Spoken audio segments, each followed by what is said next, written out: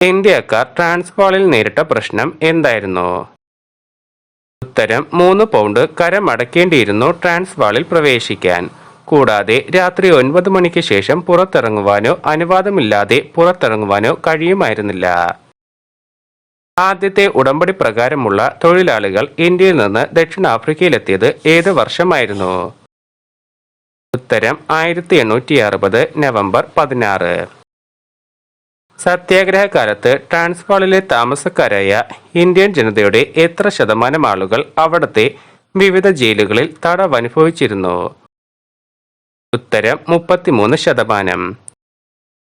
Gandhiji ദക്ഷിണാഫ്രിക്കയിലെത്തിയപ്പോൾ Indian വിശുദ്ധ മനോഭാവത്തിന്റെ തീവ്രത കുറവായിരുന്നത് ഏത് ഭാഗത്തായിരുന്നു? ഉത്തരം കേപ്പ് കോളനി. ഇന്ത്യൻ തൊഴിലാളികൾ ഉടമ്പടി പ്രകാരം ദക്ഷിണാഫ്രിക്കയിലേക്ക് ആദ്യമായി എത്ര കാലത്തേക്കായിരുന്നു വന്നത്? ഉത്തരം 5 വർഷം. ഉടമ്പടി പ്രകാരമുള്ള തൊഴിലാളികളും മറ്റു തൊഴിലാളികളും കൂടുതലായി എവിടെ നിന്നുള്ളവരായിരുന്നു? ഉത്തരം ഉത്തർപ്രദേശിൽ നിന്നും തമിഴ്നാട്ടിൽ നിന്നും. ഏത് കോടതിയിൽ വെച്ചായിരുന്നു സ്വന്തം കക്ഷി കള്ളം പറഞ്ഞതിനെ തുടർന്ന് ഗാന്ധിജി വിസ്താരവേളയിൽ തന്റെ കേസ് പിൻവലിക്കാൻ ജഡ്ജിയോട് ആവശ്യപ്പെട്ടത്? ഉത്തരം ദക്ഷിണാഫ്രിക്കയിലെ ജോഹന്നാസ്ബർഗിൽ. ഗാന്ധിജി പോലീസ് സംരക്ഷണയിൽ ഒരു ഷെൽട്ടറിൽ താമസിക്കുമ്പോൾ ചുറ്റുപാടും വെള്ളക്കാരായ അലമുറയിടുന്ന തെമ്മാടികളെ കൊണ്ട് നിറഞ്ഞിരുന്നു. ആ സമയം ഗാന്ധിജിക്ക് വേഷം മാറി കുടുംബസമേതം സ്ഥലത്തുനിന്ന് രക്ഷപ്പെടാനായി ഒരു സന്ദേശം ലഭിച്ചു. ഗാന്ധിജി സന്ദേശം സ്വീകരിക്കുകയും വേഷം മാറി രക്ഷപ്പെടുകയും ചെയ്തു. ആരായിരുന്നു ആ സന്ദേശം അയച്ചത്? ഉത്തരം അലക്സാണ്ടർ. ഗാന്ധിജി സുഹൃത്തിന്റെ വീട്ടിൽ നിന്നും 2 കുറ്റാന്വേഷകരോടൊപ്പം രക്ഷപ്പെട്ടത് ഏത് വേഷത്തിലായിരുന്നു? ഉത്തരം ഭാരതീയ പോലീസുകാരന്റെ വേഷത്തിൽ. ദക്ഷിണാഫ്രിക്കയിലെ ഇന്ത്യക്കാരിൽ ഭൂരിഭാഗവും കൂലിപ്പണിക്കാരായിരുന്നു. തൊഴിലാളികൾ താമസിച്ചിരുന്ന സ്ഥലത്തിന് ഇംഗ്ലീഷുകാർ നൽകിയ പേര്? ഉത്തരം കൂലി ലൊക്കേഷൻ. ആദ്യമായി ഗാന്ധിജിയുടെ മുന്നിലെത്തിയ ദക്ഷിണാഫ്രിക്കയിലെ ഇന്ത്യൻ അടിമ തൊഴിലാളി ആരാണ്? ഉത്തരം ബാലസുന്ദരം. പ്രിട്ടോറിയയിലേക്കുള്ള യാത്രാമധ്യേ ഗാന്ധിജിയെ ഇറക്കിവിട്ട സ്റ്റേഷൻ ഏതാണ്? ഉത്തരം പീറ്റർ മാരിറ്റ്സ്ബർഗ്. ദക്ഷിണാഫ്രിക്കയിൽ അദ്ദേഹത്തിന്റെ പ്രവർത്തനങ്ങളിൽ സഹായിച്ചിരുന്ന ഗാന്ധി കുടുംബത്തിലെ അംഗം? ഉത്തരം മണിലാൽ ഗാന്ധി. ദക്ഷിണാഫ്രിക്കയിലെ ഗാന്ധിജിയുടെ ജീവിത വീക്ഷണത്തിൽ ഏറ്റവും കൂടുതൽ സ്വാധീനം ചെലുത്തിയ പുസ്തകം? ഉത്തരം unto the last. Unto the last എന്ന പുസ്തകത്തിൽ ഗാന്ധിജിയെ സ്വാധീനിച്ച ഘടകങ്ങൾ എന്തെല്ലാമായിരുന്നു? ഉത്തരം വ്യക്തിയുടെ പൊതുനന്മ, തൊഴിലിന്റെ മാന്യത, അധ്വാനിച്ചുള്ള ജീവിതം. അൺടു ദി ലാസ്റ്റ് എന്ന പുസ്തകം ഗാന്ധിജിക്ക് നൽകിയത് ആരായിരുന്നു? ഉത്തരം HSL പൊളാക്ക്. അൺടു ദി ലാസ്റ്റ് എന്ന പുസ്തകം ഗാന്ധിജിക്ക് നൽകിയ HSL പൊളാക്ക് ഏത് പ്രസിദ്ധീകരണത്തിന്റെ പത്രാധിപ സമിതി അംഗമാണ്? ഉത്തരം the critic. Gandhiji unto the last എന്ന പുസ്തകത്തിന്റെ ആശയം ആദ്യമായി ആരോടാണ് പങ്കുവച്ചത്? ഉത്തരം Albert West. Unto the last എന്ന പുസ്തകത്തിന് ഗാന്ധിജി നൽകിയ പേര്? ഉത്തരം സർവോദയം. ഗാന്ധിജി സർവോദയം എന്ന പദം കൊണ്ട് ഉദ്ദേശിച്ചത് എന്തായിരുന്നു? ഉത്തരം എല്ലാവരുടെയും ക്ഷേമം. ദക്ഷിണാഫ്രിക്കയിലെ ഏത് യൂണിറ്റിലായിരുന്നു കൂടുതൽ ഇന്ത്യക്കാർ പാർത്തിരുന്നത്? ഉത്തരം നേറ്റാൾ. ഗാന്ധിജിയുടെ നിർദ്ദേശപ്രകാരം ദക്ഷിണാഫ്രിക്കയിലെ ഇന്ത്യൻ വംശജർ ആരംഭിച്ച സംഘടന ഏതാണ്? ഉത്തരം Natal Indian Congress. Natal Indian Congress ആരംഭിച്ച വർഷം? ഉത്തരം 1894 മെയ് 22. നേറ്റാൾ ഇന്ത്യൻ കോൺഗ്രസിൽ ഗാന്ധിജി വഹിച്ചിരുന്ന പദവി എന്തായിരുന്നു? ഉത്തരം ഓണറ്ററി സെക്രട്ടറി. നേറ്റാൾ ഇന്ത്യൻ കോൺഗ്രസ് വർഷത്തിൽ എത്ര തവണ യോഗം ചേർന്നിരുന്നു? ഉത്തരം 12. നേറ്റാൾ ഇന്ത്യൻ കോൺഗ്രസിന്റെ ആദ്യ അധ്യക്ഷൻ ആരായിരുന്നു? ഉത്തരം ദാദാ അബ്ദുള്ള സേട്ട്. ഗാന്ധിജി തന്റെ അസാന്നിധ്യത്തിൽ നേറ്റാൾ ഇന്ത്യൻ കോൺഗ്രസിന്റെ ചുമതല ആരെയാണ് ഏൽപ്പിച്ചത്? ഉത്തരം ആദംജി മിയാ ഖാൻ. നേറ്റാൾ സുപ്രീം കോടതിയിൽ ഏക ഇന്ത്യൻ അഭിഭാഷകൻ എന്ന നിലയിൽ ഗാന്ധിജി നിയമിതനായത് എന്നായിരുന്നു? ഉത്തരം 1894 സെപ്റ്റംബറിൽ. ഏത് വർഷമാണ് ഇന്ത്യൻ നാഷണൽ കോൺഗ്രസ് ആഫ്രിക്കയെ പറ്റി ഒരു പ്രമേയം പാസാക്കിയത്?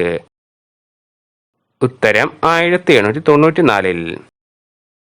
ദക്ഷിണാഫ്രിക്കയിലെ വെള്ളക്കാർ ഗാന്ധിജിയെ കളിയാക്കി വിളിച്ചിരുന്നത് എന്തായിരുന്നു? ഉത്തരം കൂലി ബാരിസ്റ്റർ.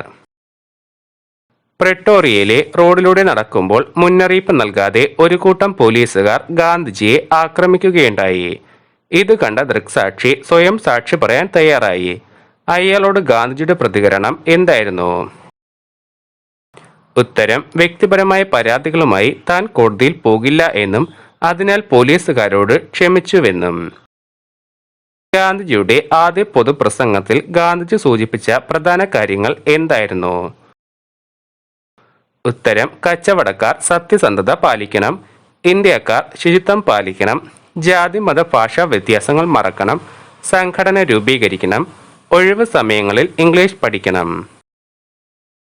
പൊതുപ്രവർത്തനവും പണവും തമ്മിലുള്ള ബന്ധത്തെപ്പറ്റി ഗാന്ധിജിയുടെ അഭിപ്രായം. ഉത്തരം പൊതുപ്രവർത്തനത്തിന് ആരും പ്രതിഫലം പറ്റരുത്.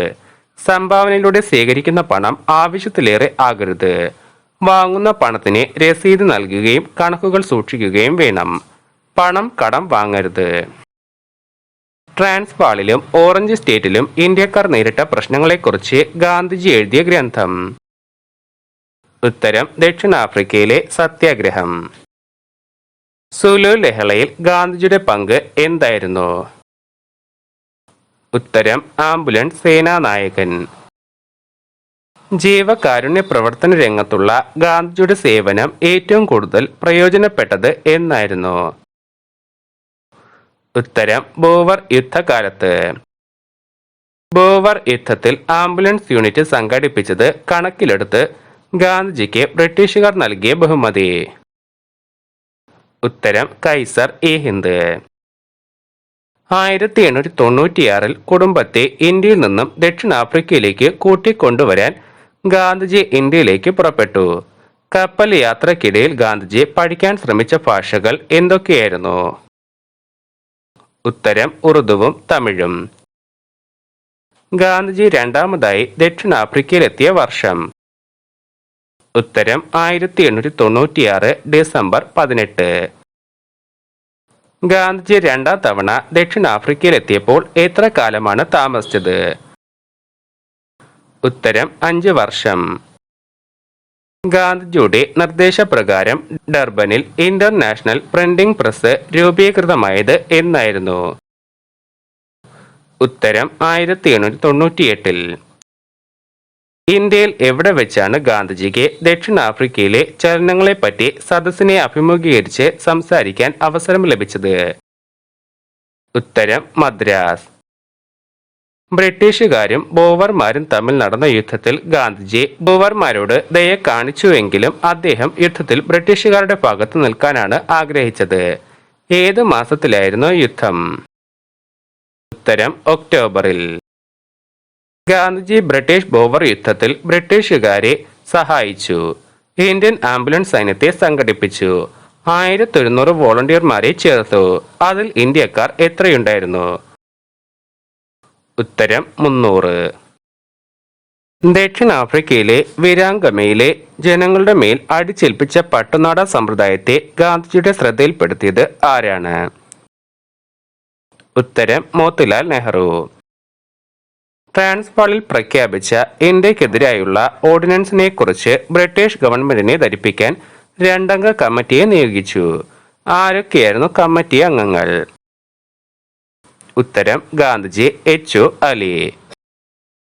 പോലീസിന്റെ ഇടപെടലില്ലാതെ ഏത് സമയത്തും ട്രാൻസ്വാളിൽ പുറത്തിറങ്ങി നടക്കാൻ ഗാന്ധിജിക്ക് അധികാരം നൽകിയത് ആരാണ്? ഉത്തരം ഡോക്ടർ ക്രൗസെ. ആംബുലൻസ് കോർ എന്ന സംഘടന രൂപീകരിച്ചത് ആരാണ്? ഉത്തരം ഗാന്ധിജി. ജോഹന്നാസ്ബർഗിലെ ഗാന്ധിജിയുടെ ഓഫീസിന്റെ 4 ചുമരുകളിൽ 4 മനോഹരമായ ചിത്രങ്ങൾ കൊണ്ട് അലങ്കരിച്ചിരുന്നു. അവ ആരുടേത് ഒക്കെയാണ്? ഉത്തരം Ranade, Annie Besant, Lord Christ Hunter. വിദ്യാഭ്യാസം പ്രോത്സാഹിപ്പിക്കുന്നതിനായി രൂപീകരിച്ച യങ് മെൻസ് മുഹമ്മദൻ അസോസിയേഷന്റെ നിയമാവലി എഴുതിയത് ആരാണ്? ഉത്തരം ഗാന്ധിജി.